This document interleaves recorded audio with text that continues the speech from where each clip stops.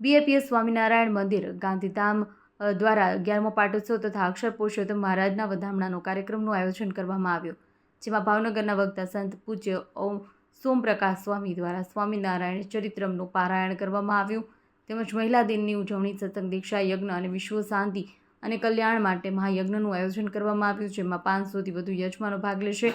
આ દરમિયાન અક્ષર પુરુષોત્તમ મહારાજની નગરયાત્રાનું આયોજન કરવામાં આવ્યું હતું। અહેવાલ મા ન્યૂઝ, ગાંધીનગર। ગાંધીધામ ખાતે જે બીએપીએસ અક્ષર પુરુષોત્તમ મંદિર છે એમાં એમનો 11મો પાટોત્સવ ઉજવાઈ રહ્યો છે। એ નિમિત્તે અહીંયા આ કથાનું આયોજન થયું છે અને કથામાંથી સૌને સારી પ્રેરણા મળે। ભગવાનના ચરિત્રો હોય, ભગવાનના ભક્તોના ચરિત્ર હોય, એ સાંભળવાથી આપણને જીવનમાં શાંતિ થાય, પ્રેરણા મળે। એ નિમિત્તે અહીંયા આ કથાનું આયોજન થયું છે અને લોકો પણ સારી રીતે બધા લાભ લે છે।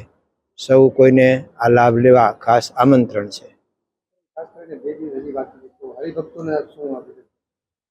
એટલે જેને અનુકૂળતા હોય 2 દિવસ બાકી છે તો બધા વિશેષ આ કથા સાંભળવા આવે એ પ્રાર્થના। મારું નામ અમિત વ્યાસ છે। હું બીએપીએસ સંસ્થામાં ગાંધીધામ મંડળમાં આયોજન સમિતિમાં સેવા બજાવું છું। અમારા ગાંધીધામ મંદિરમાં આજે 11મા પાટોત્સવ ઉપક્રમે વિવિધ કાર્યક્રમોનું આયોજન કરવામાં આવેલ છે। 5 દિવસની સત્સંગ પારાયણ, તેમાં પૂજ્ય સોમપ્રકાશ સ્વામી દ્વારા સ્વામિનારાયણ ચરિત્ર વિષય ઉપર વિવિધ પ્રસંગો દ્વારા કથામૃતનો લાભ પ્રાપ્ત થઈ રહ્યો છે। સાથે સાથે આજે વિશ્વ સત્સંગ દીક્ષા હોમાત્મક યજ્ઞ જે બાળકો દ્વારા, યુવકો દ્વારા એ યજ્ઞની આહુતિ અપાવડાવવામાં આવી શ્લોક ગાન દ્વારા। ગઈકાલે 11 તારીખે મહિલા દિન ભવ્યતા દિવ્યતાથી ઉજવાયો, જેમાં 700થી વધારે મહિલાઓએ આ વિષયક સત્સંગ વિષયક લાભ પ્રાપ્ત કર્યો। સાથે આવતીકાલે વિશ્વ શાંતિ, સમગ્ર વિશ્વમાં સમગ્ર ભક્તજનોના પરિવારોમાં, ઘરમાં દરેક જગ્યાએ શાંતિ સ્થાપિત થાય તે માટે એક વિશ્વ શાંતિ મહાયજ્ઞનું આયોજન કરવામાં આવેલું છે, જેમાં 500થી પણ વધારે યજમાનો એ લાભ પ્રાપ્ત કરવાના છે। સાથે સાથે સત્સંગ પારાયણ પણ સાંજે બધાને લાભ પ્રાપ્ત થશે। શ્રીજી મહારાજની ઠાકોરજીની નગરયાત્રા પણ નીકળશે, જેમાં વિવિધ વિષયો પર બધાને માર્ગદર્શન પ્રાપ્ત થાય અને બધાને પ્રેરણા પ્રાપ્ત થાય એવા વ્યસન મુક્તિ અભિયાન, સાથે સત્સંગના જે ઘર પરિવારમાં સુખ શાંતિ થાય તે માટેના પ્રમુખ સ્વામી મહારાજના સૂત્રો, પ્રેરણા વાક્યોનું પ્રદર્શન પણ તેમાં થશે। ભગવાનની આ નગરમાં યાત્રા કરાવવામાં આવશે, જેમાં પણ હજારો હરિભક્તો એ લાભ લેવાના છે। આ સાથે બધા માટે અહીં વ્યવસ્થિત બેઠક વ્યવસ્થા ખુરશી ઉપર કરવામાં આવેલી છે।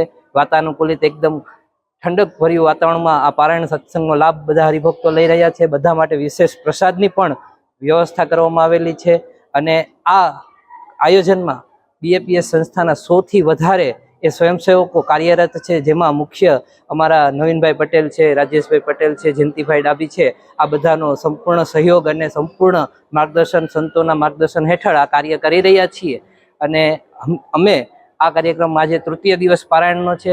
હજુ પણ 2 દિવસ પારાયણનો લાભ પ્રાપ્ત થનાર છે, તો બધા ભાવિક ભક્તોને વિનંતી કરીએ કે તેઓ પણ આ પારાયણનો લાભ લેવા માટે અવશ્ય પધારે અને આ સત્સંગનો લાભ લઈ અને પોતાના જીવનમાં શાંતિનો સંદેશો પ્રાપ્ત કરે। ગાંધીધામના સર્વે ભાવિક ભક્તોને હાર્દિક જય સ્વામિનારાયણ। આજે ચૈત્ર સુધી પૂર્ણિમા હનુમાન જયંતિનો પવિત્ર દિવસ છે અને 2 દિવસ પછી તારીખ 14/4 એટલે કે 14 એપ્રિલના રોજ ચૈત્રવદી દ્વિતીયાને દિવસે ગાંધીધામ ખાતે બીએપીએસ સ્વામિનારાયણ મંદિર છે એનો 11મો પાટોત્સવ છે। આ 11મા પાટોત્સવ નિમિત્તે તેમજ અહીં આગળ હરિકૃષ્ણ મહારાજ સાથે એમના અનાદિના સેવક અક્ષરબ્રહ્મ ગુણાતીતાનંદ સ્વામી એ બિરાજમાન થાય છે, એટલે કે અક્ષર પુરુષોત્તમ મહારાજના વધામણા છે અને મૂર્તિ પ્રતિષ્ઠા એ ચલ મૂર્તિની મૂર્તિ પ્રતિષ્ઠા છે। તો આવા શુભ પ્રસંગે ગાંધીધામ બીએપીએસ મંદિર ખાતે વિશેષ આયોજન થયું છે, જેની અંદર 5 દિવસીય પારાયણ જે ચાલી રહી છે એની સાથે રાત્રે પારાયણનો લાભ મળે છે અને સંસ્થાના વિદ્વાન વડીલ સંત પૂજ્ય સોમપ્રકાશ સ્વામી દ્વારા તો આ પારાયણનો લાભ અત્યારે આપણે સૌ પ્રાપ્ત કરી રહ્યા છીએ રોજ રાત્રે 9થી 11 દરમિયાન। એની સાથે વિશેષ આવતીકાલે રવિવારના દિવસે પણ સવારે વિશ્વ શાંતિ મહાયાગનું આયોજન છે અને સાંજે સમગ્ર નગરજનોને ભગવાનના દર્શન થાય એ હેતુથી, ભગવાનની દ્રષ્ટિ સમગ્ર નગર ઉપર પડે એ હેતુથી નગર યાત્રાનું પણ ભવ્ય આયોજન છે। તો આવા આયોજનો છે. અને સોમવારના દિવસે સવારે મૂર્તિ પ્રતિષ્ઠાનો મુખ્ય ઉત્સવ છે.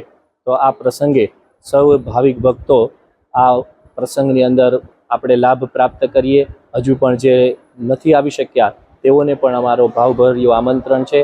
અને આ ઉત્સવની અંદર આપણે પધારી અને ધન્ય થઈએ, કૃતાર્થ થઈએ એવી આપ સર્વને પ્રાર્થના સાથે હાર્દિક આમંત્રણ છે. જય સ્વામિનારાયણ.